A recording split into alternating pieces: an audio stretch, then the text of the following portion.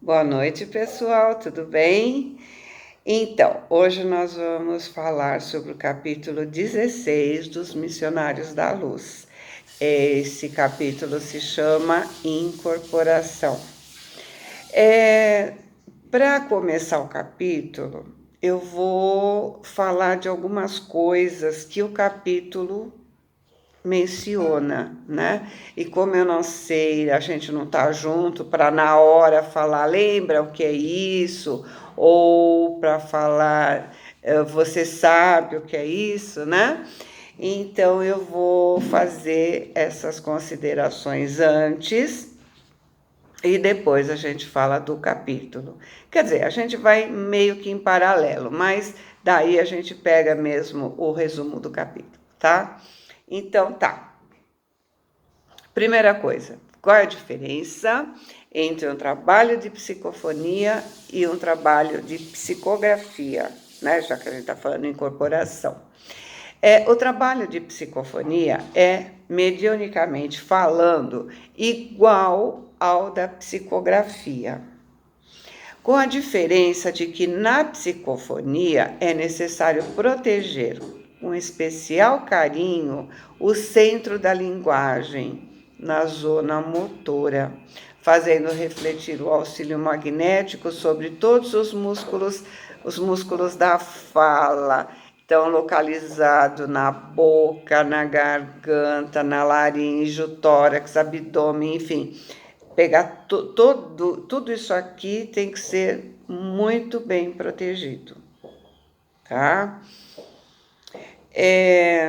Manolo Quesada, na semana passada, ele falou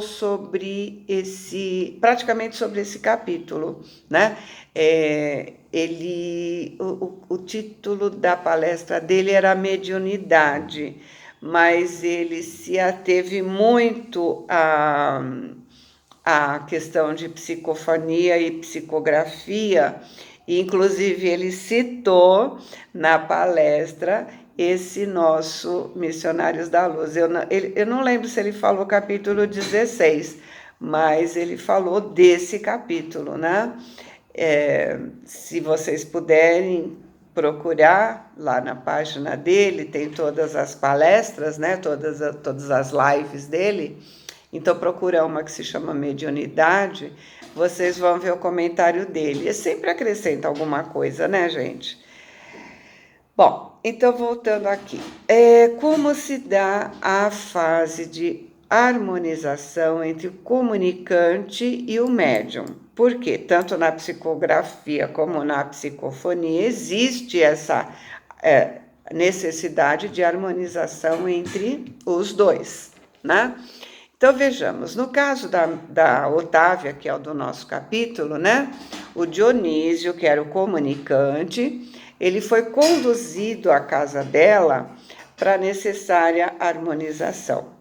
Como aquele era um dia consagrado ao serviço mediúnico, Otávia terminou mais cedo as suas tarefas domésticas, a fim de orar e preparar-se. É o que a gente sempre fala, né? Quando a gente vai para o centro, vai trabalhar, a gente deve fazer coisas mais leves, comer coisas mais leves. Se a gente teve que fazer alguma coisa, e obviamente a gente sempre tem, né? Terminar mais cedo para poder orar, para poder se preparar para o trabalho. Os mentores já lhe haviam trazido diversos recursos de assistência, inclusive a cooperação magnética de enfermeiros espirituais competentes, para levantar-lhe o padrão das energias necessárias. Euclides explicou a André que a harmonia não é realização que se improvise. Se os desencarnados devotados ao bem estão em luta frequente pela própria iluminação, os médios são criaturas humanas suscetíveis a vicissitudes e aos desequilíbrios da esfera carnal. Então, depois que ele falou isso, ele acomodou Dionísio ao lado da médium. E enquanto ela orava, ele aplicava passes magnéticos nela, fortalecendo os nervos das vísceras, ministrando vigorosas cotas de força, não somente às fibras nervosas, mas também às células glias.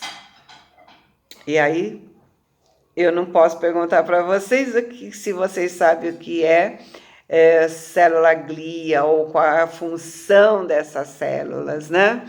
Então, eu vou falar que são cercar os neurônios e mantê-los no seu lugar, fornecer nutrientes de oxigênio para os neurônios, isolar um neurônio do outro, destruir patógenos e remover neurônios mortos. Participam na transmissão de sinais do sistema nervoso, ok? Bom, então voltando, né? Aos poucos formou-se um lado fluídico que ligou Otávia a Dionísio. Euclides sugeriu a este que falasse à médium com todas as suas energias mentais, organizando o ambiente favorável para o serviço da noite. A entidade falou, então, das necessidades espirituais, comentando a esperança de fazer-se sentir junto dos familiares e amigos do grupo espírita. E a médium registrava a presença e a linguagem deles, em forma de figuração e lembrança na esfera do pensamento. Tá? Agora sim, que cuidados foram dispensados pelos protetores à médium e como se processou a comunicação mediúnica? Então, o esforço foi grande, né? Vocês devem lembrar, se vocês leram o capítulo, né? O esforço foi grande para melhorar a posição receptiva da Otávia. Alguns cooperadores auxiliaram o funcionamento do sistema endócrino e proporcionaram ao fígado melhores recursos para imediata normalização de suas funções, estabelecendo-se determinado equilíbrio para o estômago e os intestinos. Examinando o fenômeno luminoso da epífise, lembram que a epífise nós já comentamos no livro anterior, né? A glândula pineal ou epífise neural, é uma pequena glândula endócrina localizada mais ou menos no centro craniano, também denominado de corpo pineal. Suas funções ainda são matéria de estudo e debate científico, embora seja amplamente aceita no meio acadêmico a teoria de que pela produção da melatonina ela exerce influência no regulamento do ciclo do sono e no controle das atividades sexuais e de reprodução, né? Já no meio espírita, desde as mais antigas tradições orientais, essa glândula é considerada o ponto primordial de ligação entre o corpo físico e o espírito,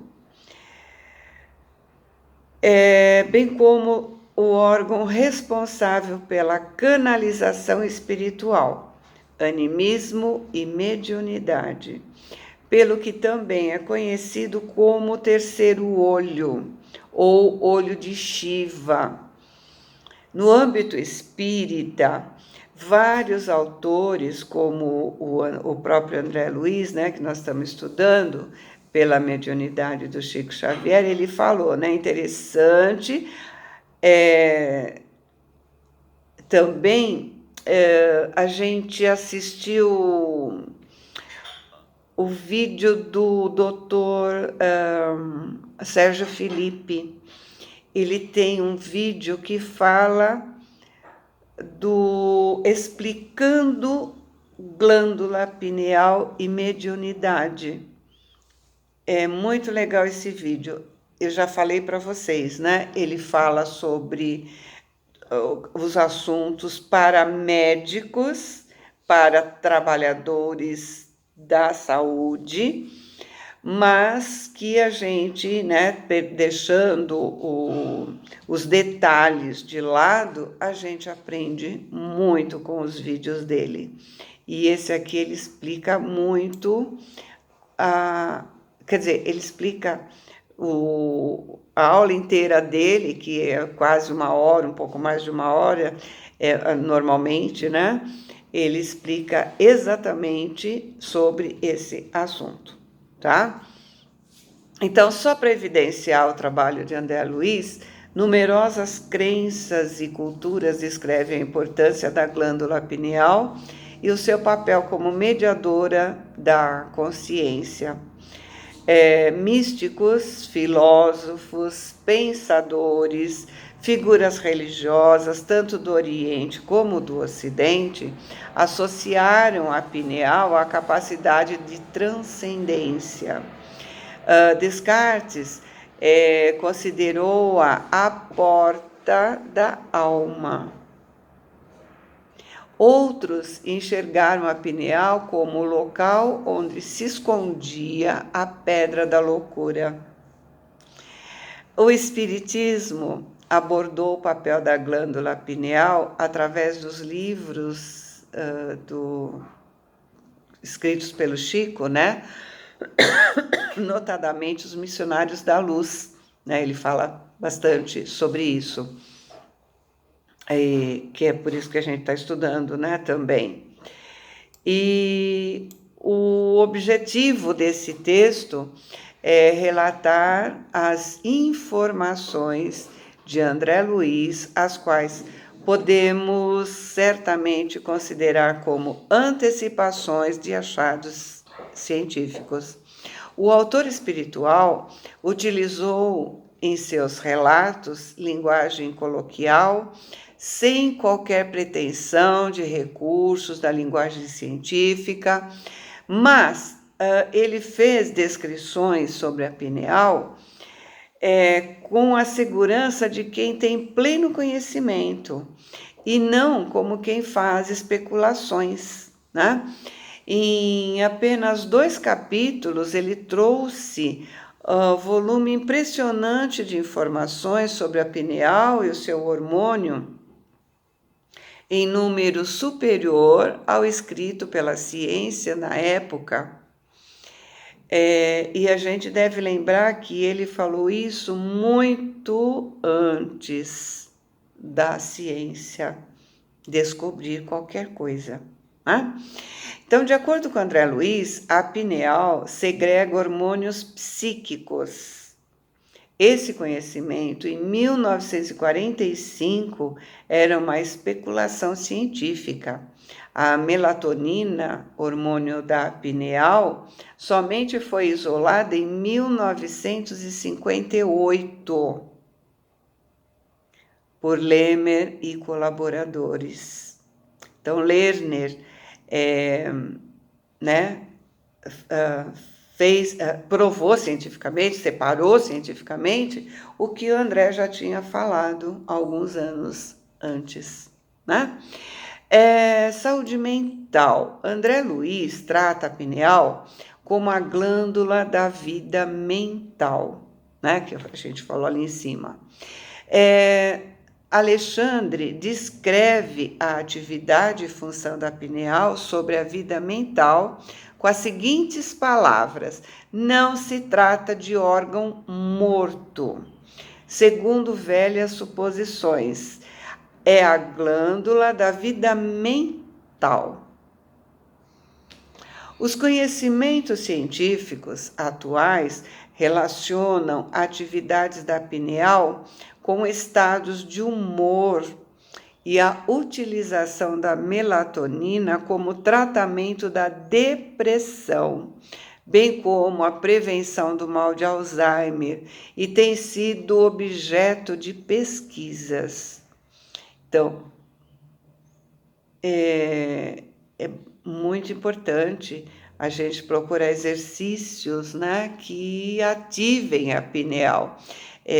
Tem algumas pessoas, né, que o ano passado, o ano retrasado, não lembro, agora a gente já está até perdida no tempo, eu passei e alguém xerocou e passou para o pessoal, ou até também parece que tem no celular. Não sei se alguém ainda guarda no celular.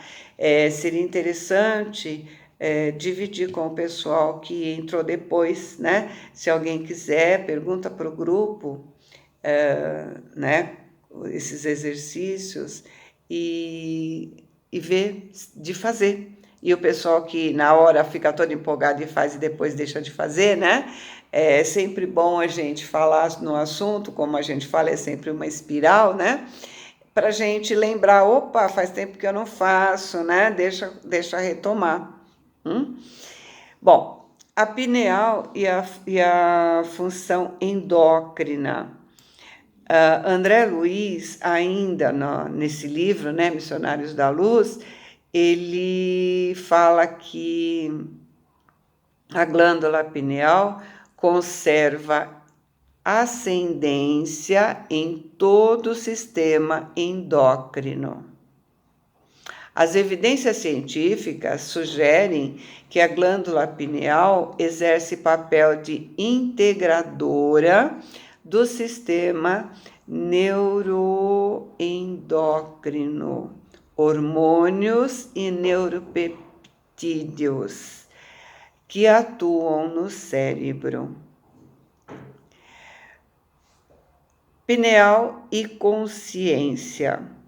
André Luiz descreve a consciência do ser encarnado como a manifestação resultante da interação entre o espírito e o cérebro, mediada pelo perispírito ou corpo espiritual, conforme compreendemos com a leitura do livro No Mundo Maior, dele também. Então, veja, lembra que a gente falou, né? O grupo de livros que ele escreveu, ele vai sempre retomando, né? Nossa espiral, né? De conhecimento, retoma alguma coisa para emendar na outra, para que a gente entenda outra coisa. Então, vejam, o que ele está falando agora nos missionários, ele vai falar depois no mundo maior, tá? Então, nessa obra, o cérebro é descrito como a interação de 3 compartimentos distintos, representados pelo cérebro inicial, cérebro motor e lóbulos frontais. A consciência e o fluxo da consciência se manifestam utilizando os recursos cerebrais nas 3 áreas. Uma interface entre a mente e o cérebro aparece como proposta sustentada por Eccles, que considerava o cérebro estrutura capaz de fazer a ligação entre a consciência, que o autor de mente autoconsciente, né? E a realidade exterior, ou o mundo físico. No outro livro dele, que é a Evolução em 2 Mundos, que foi publicado em 58, a relação entre a pineal e a consciência é descrita por André Luiz com função de tradução e seleção dos estados mentais diversos, nos mecanismos da reflexão e do pensamento, da meditação e do discernimento. Então, veja, já tem 3 livros, fora o livro que nós já vimos, né, nos Mensageiros, que ele está falando dessa glândula, da ativação dela ou da utilização dela, depende do livro, ele vai dar um enfoque diferente, né? Mas olha a importância, né? 4 livros já, só dele falando nisso, né? Estudos sobre a meditação que utilizaram a técnica da ressonância magnética funcional para pesquisar possível papel da glândula pineal, evidenciaram atividades glandular durante a meditação, confirmando uma das funções antecipadas por André Luiz em Evolução em 2 Mundos. As outras funções relacionando a pineal e a consciência parecem encontrar ressonância no conhecimento do papel da ordenação temporal sobre a memória, que é uma das atribuições importantes da consciência. Armazenamos as recordações de forma ordenada temporariamente, e a região cerebral conhecida como hipocampo, que envolve diversas estruturas interligadas e é ativada toda vez que fazemos evocação da memória. Então, toda vez que eu puxo pela memória, eu ativo, ok? A pineal, através do seu hormônio melatonina, tem papel funcional na ordenação temporal dos fatos e ocorre a ativação da glândula toda vez em que há evocação da memória, ok? Conclusão: André Luiz antecipou-se à ciência, trazendo informações sobre a glândula pineal. Não temos elementos para considerá-lo um revelador da ciência, mas as informações trazidas por ele, né, através do Chico, somente puderam ser avaliadas, né, e confirmadas mais de 4 décadas depois da publicação dos Missionários da Luz. Olha a importância, né? Desse livro, da gente estudar assim com muito rigor esse livro, né? Então vamos falar do capítulo propriamente dito. Então, o André Luiz notou que o instrutor Alexandre, no atendimento a médium, se detinha mais cuidadosamente na tarefa do auxílio a todas as células do córtex cerebral, aos elementos do centro da linguagem, né? As peças e os músculos do centro da fala. Lembra que a gente falou que é toda essa parte, né? Então, finda a prece, Otávia foi afastada cuidadosamente do veículo físico, em sentido parcial, aproximando-se Dionísio, que também, de forma parcial, começou a utilizar-se das possibilidades dela. A médium ficou a reduzida distância, mas com poderes para retomar o corpo a qualquer momento, num impulso próprio, guardando relativa consciência do que estava ocorrendo, enquanto Dionísio conseguia falar de si mesmo, mobilizando, no entanto, potências que lhe não pertenciam e que deveria usar com cuidado, sob o controle direto da proprietária legítima, com a vigilância afetuosa dos amigos e benfeitores, que lhe fiscalizavam a expressão com o olhar, de modo a mantê-lo em boa posição de equilíbrio emotivo. O processo de incorporação comum era mais ou menos idêntico ao da enxertia de árvore frutífera. Essa foi a observação que André Luiz fez, né? Ele observou o que estava acontecendo e falou: acho que vocês vão entender melhor se eu disser isso, né? Que parece um enxerto, né?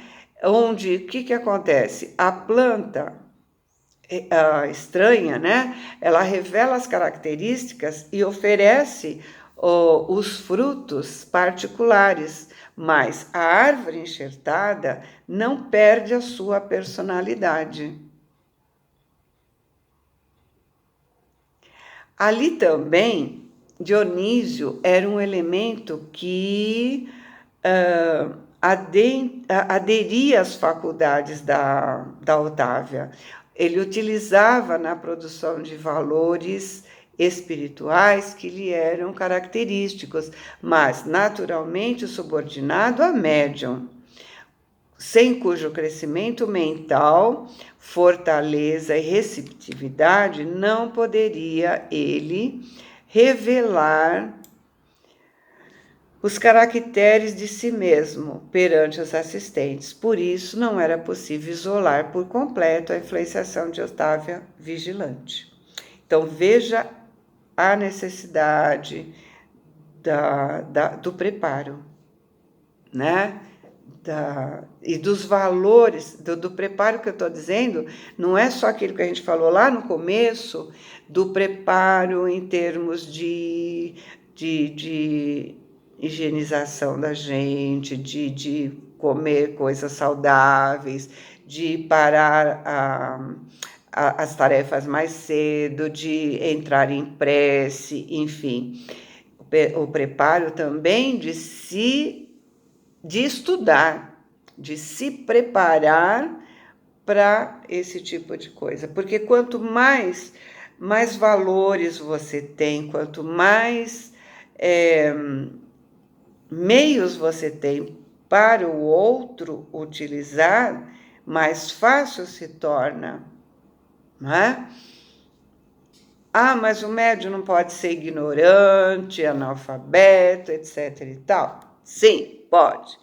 Ele não tem tu, vai tu mesmo, né? Mas existe um esforço maior, nós já vimos isso no outro livro. Existe um esforço maior que a gente, que é médium, né?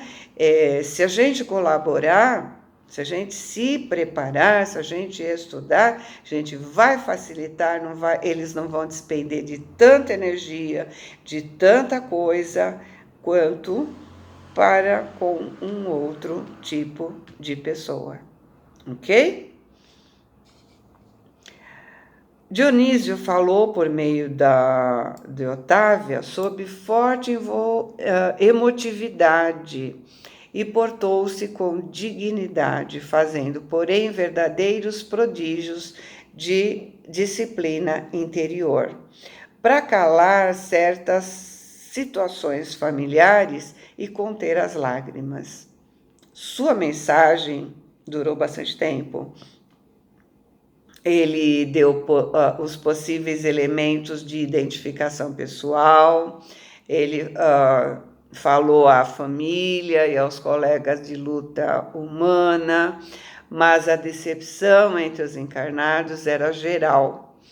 Somente sua esposa e 3 irmãos de ideal sentiram-lhe efetivamente a palavra viva e vibrante.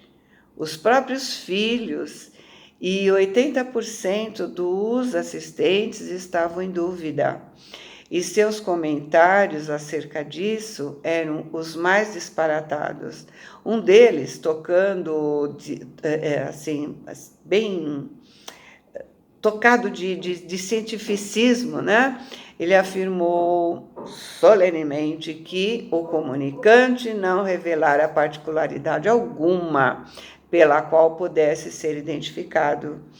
E após lançar a cinza de cigarro no vaso próximo, né? Ele ainda falou assim: o problema da mediunidade é questão muito grave da doutrina. O animismo é uma erva daninha em toda a parte. Nosso intercâmbio com o plano invisível está repleto de lamentáveis enganos. E depois ele afirmou que a maioria dos médiuns é vítima dos próprios desvairamentos, né, emotivos, e que as imersões do subconsciente nas hipnoses profundas conseguem desnortear os mais valentes indagadores, acrescentando que o próprio Richer, pai da metafísica, né, metapsíquica, morreu duvidando. Outro que estava lá, né, ele dizia que a comunicação primou pela banalidade. Nada trouxe de novo. As palavras de Otávia procediam dela mesma. A ideia de que ocorrera mistificação era geral e o grupo abafava o riso franco. Então, chegaram até a querer rir do que estava acontecendo. Por isso que o Alexandre falou para o Dionísio se preparar, né? Que poderia existir esse tipo de coisa. Que quando ele estava aqui, ele mesmo também questionou, né? Veracidade de comunicações, agora era a vez dele ser questionado, né? Então, vamos comentar agora, né, alguns trechos do capítulo, porque a gente comentou assim o conteúdo do texto, né, o conteúdo que nós temos que extrair dessa história, né, desse capítulo. Então, a comunicação psicofônica, né? Os amigos do grupo espírita insistiam pela presença do irmão. Eles, Dionísio Fernandes, recentemente desencarnado, é recolhido numa organização socorrista e alegava